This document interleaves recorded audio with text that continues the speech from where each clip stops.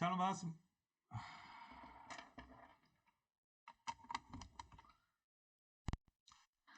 예, 샬롬 반갑습니다. 오늘, 이 지금 세 번째는, 다시, 다시 하겠습니다. 샬롬 반갑습니다. 예, 오늘 말씀을 들고 나왔는데요. 예, 오늘 또 온라인으로 드리게 되었습니다. 아마 2월 14일까지는 온라인, 설날까지는 온라인이고요. 그 이후부터 아마 오픈이 될 것 같습니다. 오늘의 말씀은 예수 그리스도의 복음의 시작이라는 말씀으로 시작하는데요. 마가복음 1장의 이야기입니다. 오늘 다른 건 읽지 않더라도 이 말씀을 꼭 기억하시길 바랍니다. 제한 없는 사랑. 다른 건 몰라도 예수 그리스도의 복음의 시작은 뭡니까? 물어보면 제한 없는 하나님의 사랑이다 라는 걸 나누려고 합니다. 하나님의 아들 예수 그리스도의 복음의 시작이다. 여러분, 복음의 시작 어떻게 시작될까요? 저는 이 이야기를 좀 시작하려고 해요. 구약의 언어, 성경, 우리 하나님의 복음의 말씀은 성경이잖아요. 성경은 구약의 히브리어로 되어 있고 신약은 헬라어로 되어 있는데요. 구약의 일부는 아람어가 있습니다. 그런데 그 메시아를 히브리어로 메시아라고 하고 헬라어로 그리스도라고 이야기를 합니다. 이 둘 다 의미는 구원자라는 뜻인데요. 용어가 뭘로 썼느냐라는 뜻이죠.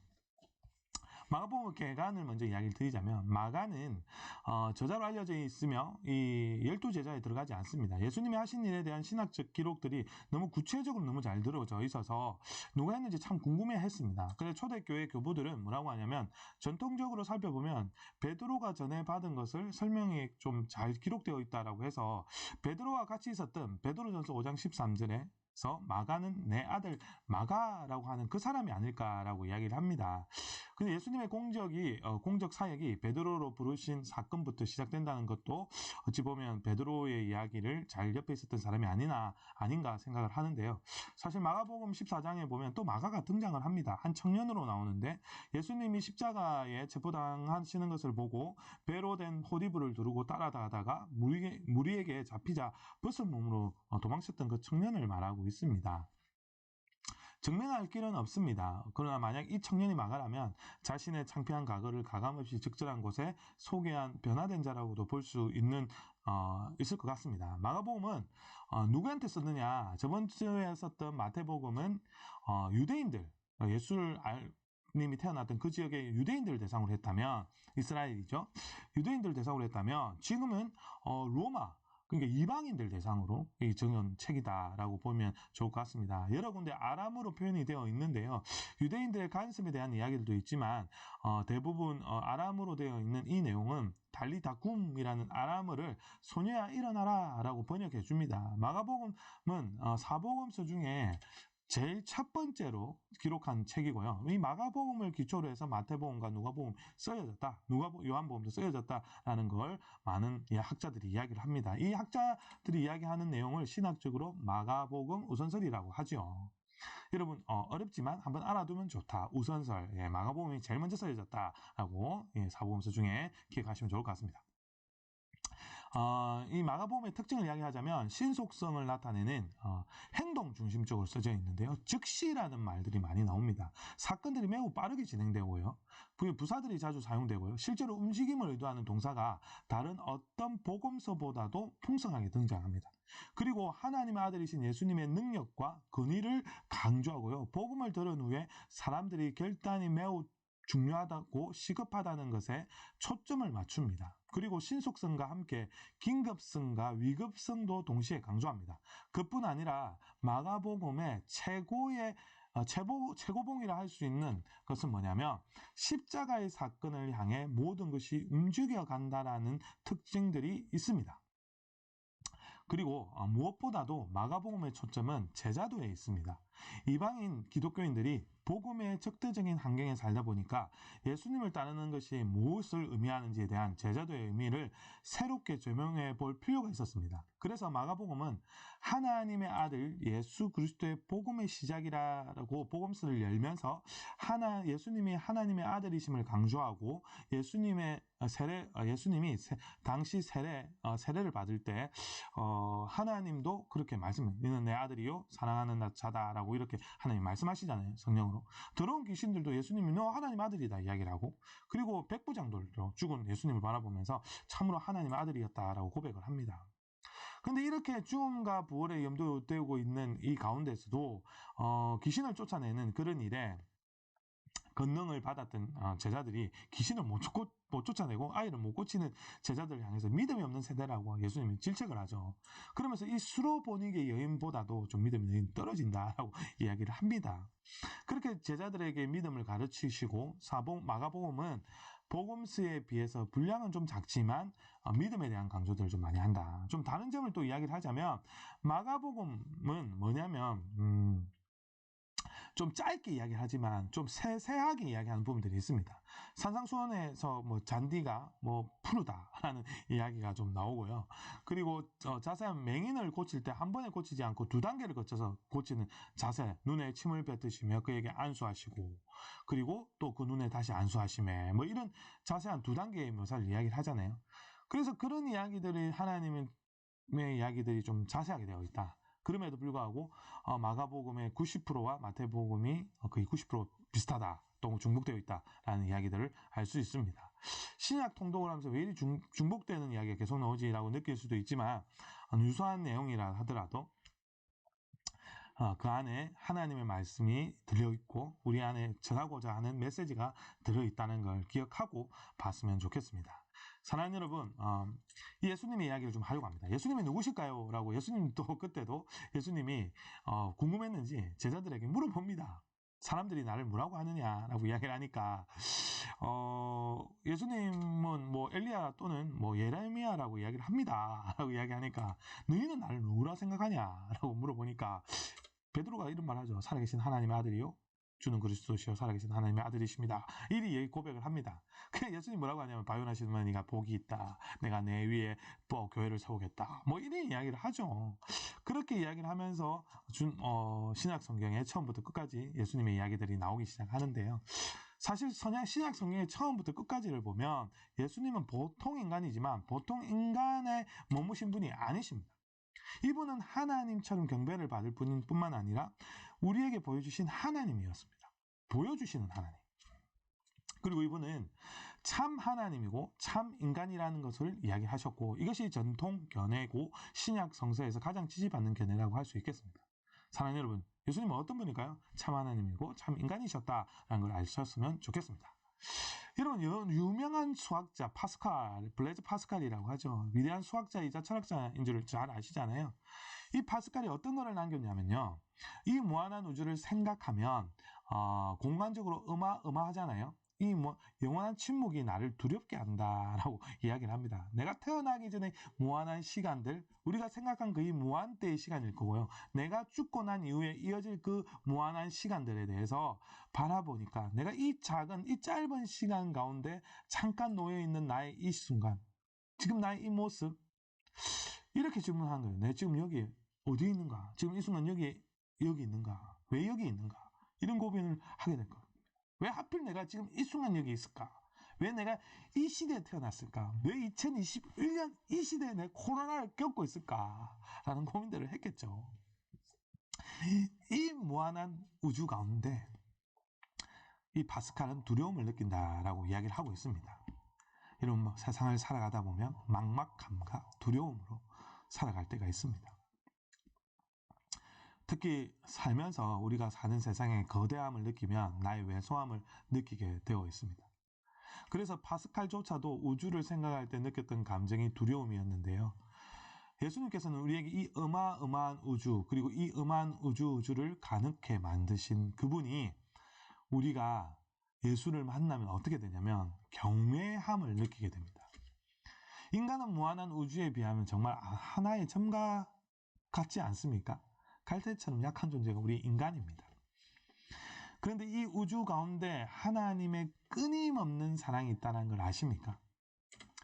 이 우주 본질의 하나님의 사랑으로 우리를 사랑하셨고 우리를 만드셨고 이 시대 이 가운데 하필이면 파스칼이 고백했던 이 시대에 우리가 있습니다.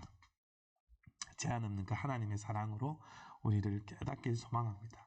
성경은 우리가 그 제한 없는 사랑의 예를 보여주는데요. 그 대표적인 예가 돌아온 탕자의 이야기죠. 아들에 대한 이야기인데요. 사실 여러분 너무 잘 아는 이야기라서 그냥 대충 스토리로 넘어가자면 이 시대 때 문화는 사실 아버지 보고 죽기 전에 재산 주십시오. 이 말은 아버지 죽어 주십시오. 이 말 같습니다. 아주 무도하고 무례한 장면이잖아요. 아버지에게 할 수 없는 말을 하는 그 이야기입니다. 근데 아버지가 또 재산을 줘도 팔면 안 되거든요. 근데 재산을 처분을 합니다. 그리고 나서 자기가 들고 가서 먼 나라로 가버리죠. 뭐 이 말의 뜻은 뭐냐면 아버지랑 같이 있기 싫고요. 저는요 그냥 친구들과 놀러 갑니다. 하면서 저 떠나버립니다. 사실 아버지가 죽어서 처분권을 받을 수 있는데 죽기 전에 벌써 관계도 끊고 돈만 들고 가버리는 아들. 정말 말도 안 되는 이게 불효자식이죠. 그래서 탕자라고 하는 것 같습니다.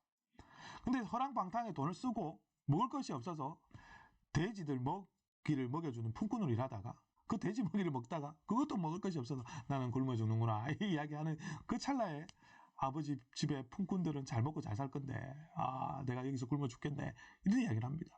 그러면서 아버지한테 돌아가면서 내가 아버지한테 죄를 지었네 하면서 해결을 하느라고 이야기를 하는데 사실 배가 고파서 이야기를 하는 거잖아요.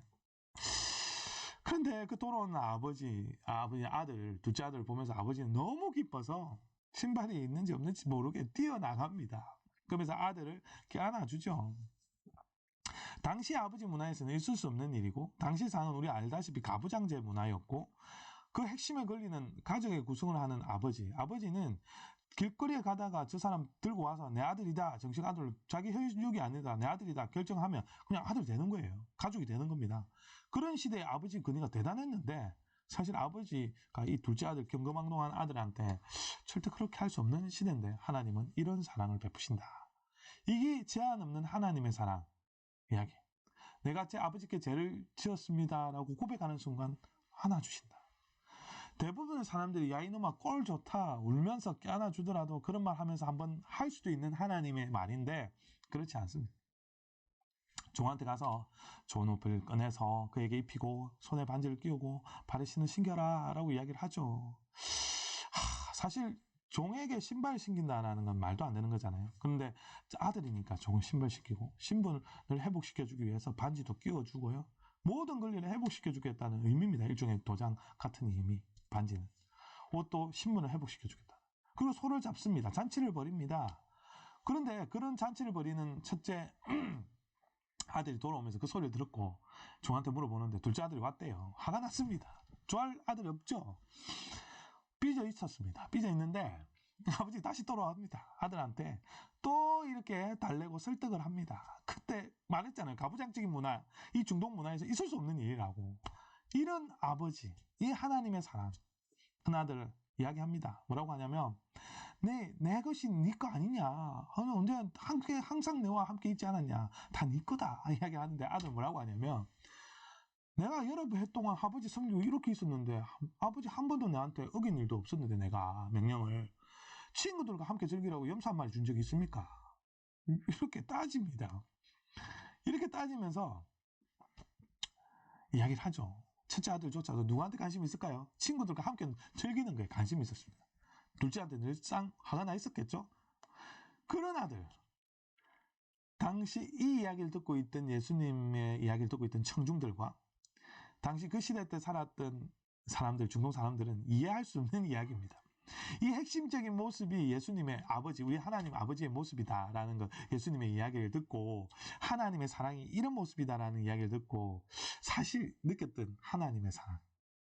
그 시대 때 하나님의 사랑, 막막하고 정말 두렵고 어려운 가운데 이 우주 가운데 태어나서 이 갈피를 못 잡고 어떨 땐 허무하고 허탈하고 진짜 어떨 땐 고통에 넋을 놓고 살아가야 되는 이 시대 가운데 여러분 어떻게 살고 계십니까? 허무와 허탈로 살고 계시지 않습니까? 코로나 가운데 너무 힘들지 않습니까?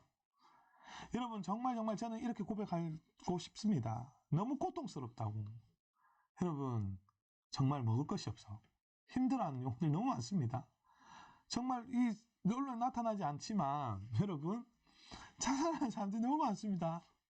이 생활고 때문에. 이런 절망 가운데 넉넉고 어떤 절망 구렁텅이 속에 신음하고 있는 사람들을 찾아오신 예수 그리스도. 이 우주의 본질을 말씀하시면서 하나님의 사랑을 이야기하시면서 제한 없는 하나님의 사랑 이 이야기를 왜 이때 이 이야기를 하셨을까요? 왜 우리 크리스찬들이 이 시대 때 욕을 들었을까요? 나는 이 이야기를 오늘 던지고 화제를 던지고 마무리를 하려고 합니다. 우리가 아직 죄인되었을 때는 그리스도께서 우리를 위해 죽으심으로 하나님의 사랑을 나타내 주셨고 확증해 주셨습니다. 그래서 하나님을 이제는 무서워하는 종의 영을 받지 아니하고 사단의 영이 아닌 이제 하나님 성령의 영이 오셔서 양자의 영을 받고 우리는 아빠 아버지라고 부르게 되었습니다. 그래서 성령 하나님이 내 안에 내주하시죠. 예수님을 구주로 믿는 순간에 내주하게 됩니다. 그래서 하나님을 아바 아버지라 부르는 순간 이는 부를 수 있는 사람은 여러분 우리는 크리스찬이고 하나님의 아들이라는 거죠. 그리스도의 복음이 시작되었다는 것입니다. 여러분 그런데 그분이 예수님의 끊임없는 사랑을 우리에게 보여주신다는 거. 뭐라고? 고아와 같이 버려두지 않고 너희에게 왔다. 이게 임마누엘 하나님, 마태복음에 이야기 드렸던 임마누엘의 하나님이십니다.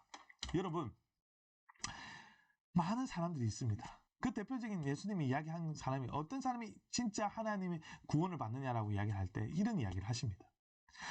한 사람이 예루살렘에서 여리고로 가다가 강도를 만나는데 흠씬 두루들게 하고 돈도 빼앗기고 옷을 벗기게 된다. 바로 이 선한 사마리아인의 핵심은 뭐냐면 옷이 벗겨졌다는 데 핵심이 있습니다. 당시 사회에서는 옷을 보고 그 사람의 신분과 인종과 계급을 알았습니다. 그리고 강도를 만나서 옷이 벗겨진 채 길거리에 거의 죽게 된 사실을 본 사람들은 신분과 인종과 계급을 누구인지 알 수가 없습니다. 그런데 여러분 아시다시피 유대인들이 지나갔고 유대 지도자들이 지나갔습니다. 그냥 보고 지나갔죠. 모르니까요. 근데 사마리아 사람은 지나가지 않고요. 도와줍니다. 그리고 여관에 걸려서 상처도 음해주고 올리브 기름과 포도주를 붓고 싸맨 다음에 자기 짐승에 태워서 여관에 데려다주고 부족한 돈이 있으면 내가 채워주겠다라고 먹을 것을 줘라고 이야기를 하죠. 그 시대 때 이 이야기를 듣고 있던 사람들 유대인들이었거든요.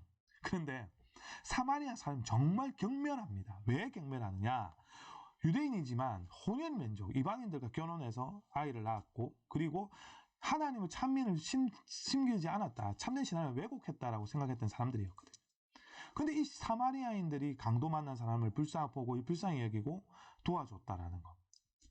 유대인 제사장이나 유대인 지도자들은 그냥 지나가 버렸는데 이 사마리아인은 이 사람의 이웃은 누가 이 강도 만난 사람의 이웃이겠냐 예수님이 이야기했을 때 사마리아인이 이웃이라고 이야기를 합니다. 이 사마리아인은 누가 이웃이냐 고백할 때 내 도움이 필요한 이웃이 사람이 이웃이다라고 고백을 하죠. 여러분 주위에 이 도움이 필요한 사람이 있지 않습니까? 여러분 친구 가운데 도움이 필요한 사람이 있지는 않습니까? 예수님은 그 도움이 필요한 사람을 찾아오셨습니다. 이 세상의 본질이 우주의 본질이신 예수님, 제한이 없는 그 사랑을 갖고 오신 예수님, 신분과 인종과 계급을 뛰어넘어 그 어떤 장벽에도 구애받지 않고 베풀 수 있는 사랑을 가지고 오신 예수님, 여러분 그분의 사랑이 오늘도 우리 자신들의 본질을 깨우쳐 주지는 않습니까? 여러분 받은 만큼 사랑을 전해야 되는 것이 우리 크리스찬의 모습입니다. 우리가 이 세상 가운데 욕을 듣고 있는 이유는 하나님 사랑을 전하지 않고 깨우쳐 받은 만큼 전하지 않기 때문에 그렇습니다. 예수님은 크고 위대하신 분이십니다. 짧은 시간에 짧은 말로 다 표현할 수 없습니다. 예수님의 그분의 행동은 제자들의 발을 씻겼고 섬겼던 분입니다. 여러분 이분이 예수 그리스도 그의 신비와 지혜와 그 가슴 따뜻한 이야기는 다 말로 표현할 수 없습니다. 여러분 그 제한 없는 사랑을 받으셨습니까? 성경에는 그 제한 없는 하나님의 사랑이 창세기부터 시작됩니다. 메시아를 보내주겠다. 예수 그리스도. 그리고 오신 예수 그리스도의 그 사랑 그리고 다시 오실 예수 그리스도를 이야기하는 것이 성경입니다. 얼마나 보고 계십니까? 얼마나 묵상하고 계십니까? 하루에 3장 하기도 힘드십니까? 20분 투자, 15분 투자 정말 힘드십니까? 묵상하는 거, 내 삶의 영의 양식 힘드십니까? 하나님의 메시지와 사랑이 담겨 있습니다. 여러분 그분이 누군가를 알려면 성경을 보셔야 합니다. 그리고 어떤 분인가를 질문할 수 있어야 합니다. 그것이 묵상입니다. 그리고요 나에게 주신 그 제한 없는 사랑을 나는 전하겠습니다라고 고백하는 것이 크리스찬의 모습입니다. 그것이 예수 그리스도의 복음의 시작을 나타내는 우리의 모습입니다. 사랑하는 여러분, 하나님 우리에게 기대와 소망을 갖고 있습니다. 여러분 살든지 죽든지 내 몸에서 그리스도의 종기가 나타나기 원하고 있습니다. 여러분 가장 예수님의 생각을 잘 담은 시가 있는데요. 그것이 무슨 시냐? 윤동주의 시입니다. 거기 보면 맨 처음에 이런 구절이 나오죠. 죽는 날까지 하늘을 우러러 부끄러움이 없다. 물리적 하늘일까요? 그렇지 않습니다. 이 하늘이라고 말하면 우주의 본질, 인간사를 넘어서 태초부터 영원까지 그 하늘을 말하고 있습니다. 그 하늘을 부르러 하나님의 제한 없는 사랑을 기꺼이 우리에게 허락해 주셨는데 나는 그 사랑을 전하는데 부끄러움이 없다라는 그 고백, 우리의 고백이 돼야 되지 않을까요? 하나님을 만날 때 그 고백이 돼야 되지 않을까요? 그 다음 시에 별을 노래하는 마음으로라는 마음이 구절이 나오는데요. 단순히 저 하늘 우주에 있는 그런 물질이 아니겠죠? 여러분, 그 별에 있는 그 사랑, 무한한 사랑, 모든 죽어가는 것들을 사랑해야지라는, 이 세상에 하나님을 모르고 죽어가는 많은 사람들을 사랑하는 마음으로 복음을 전해야 되지 않을까요? 복음을 전한다는 것은 우리가 하나님을 아는 만큼 사랑을 전할 수 있습니다. 성경도 모르고 하나님 사랑도 모르고 선행을 한다? 여러분, 그렇지 않습니다. 예수 그리스도의 모습을, 이 땅에 오신 예수님, 말구에 오신 예수 그리스도, 진짜 가난한 자, 과부, 정말 그 시대 때와 다른 정말 섬기는 자, 그런 모습으로 오셨던 예수 그리스도, 이 시대와 정말 다르지 않습니까? 최근에 제가 은혜 받았던 찬양이 있습니다. 하나님의 아들 예수 그리스도의 복음의 시작, 메시아이신 예수 그리스도, 구원자이신 예수 그리스도, 제한 없는 그 사랑, 주님으로 그 빈자리를 채울 수 있는 그 귀한 사람이 저와 여러분이 되기를 소망합니다. 저와 여러분. 그 빈자리가 있는 여러 사람들에게 그 예수님의 제한 없는 사랑을 넣어주었으면 좋겠습니다. 여러분, 이번 주에 한 주에 눈물 나는 찬양이 있었습니다. 빈자리 있습니다라는 찬송가인데요. 황포화 전도사님이 작사 작곡한 곡입니다. 이분은 옥바라지 선교센터를 하고 있는데요. 이 시대에 정말 힘들어하는 노동자들과 빈곤한 자들과 장애우들과 국가폭력을 받는 영혼들과 이주민들, 청소년들 통일을 위해서 그런 사람들과 함께하며 그런 현장에서 데모하는 곳에서 부르는 노래입니다. 주님 오십시오. 빈자리 있습니다. 쓰러진 사람의 손잡아 줄 수 있는 당신의 구원을 모두에게 말하고 펼치는 빈자리 있습니다. 여러분 오십시오. 빈자리 있습니다. 힘없는 사람의 편되어서 싸워줄 주님의 구원을 살아가는 용기가 넘치는 빈자리 있습니다.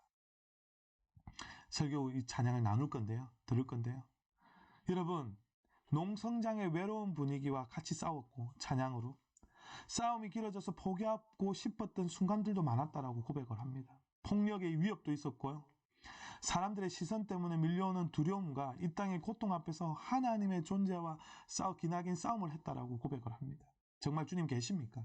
힘없이 울리는 우리의 기도를 좀 듣고 계십니까? 이런 현장 가운데 주님, 우리의 기도를 듣고 계십니까? 해고 노동자들, 이웃의 아픔에 참여할 수 있는 이 내 감정들, 주님, 이들과 함께하고 계십니까? 허공을 치고 있는 이 크리스찬들의 믿음이 아니라 현장의 장면을 담아서 노래하고 있다라고 고백하는 이 사람들. 진보적인 찬양일 수도 있지만 80년대는 고난의 현장이었다면 지금 이 시간에 이 가운데 있는 노래, 여러분 우리 주변에 있는 이웃들에게 그런 모습들을 보였으면 좋겠습니다. 그 빈자리를 갖고 있는 주님의 사랑, 제한 없는 사랑을 넣어줄 수 있는 저와 여러분들 되길 소망합니다. 기도하겠습니다. 하나님 감사합니다. 귀한 하나님의 사랑, 예수 그리스도의 복음의 시작이라는 그 말씀을 듣고 하늘로부터 소리가 나기를 사랑하는 아들이라고 했던, 우리에게 들려주셨던 예수 그리스도의 복음이 우리에게 들려지길 소망합니다.